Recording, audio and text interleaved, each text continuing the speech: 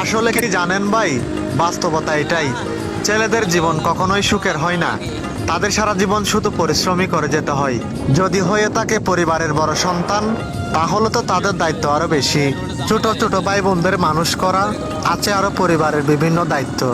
বিয়ের পর স্ত্রীর কত রকম আবদার, ছেলে মেয়ের ভবিষ্যৎ, সব মিলিয়ে দুশ্চিন্তা, মানসিক চাপ তাদের সবসময় ঘিরে রাখে।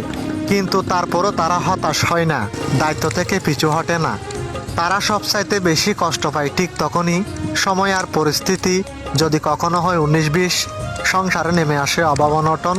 যাদের সুখের জন্য নিজের জীবনটা উৎসর্গ করে দিল, তারা যদি বলে তোর উপর ভরসা করে আমরা ভুল করেছি, তোর কাছ থেকে এই জীবনে আমরা কখনোই সুখ পাইনি। পৃথিবীতে প্রথমত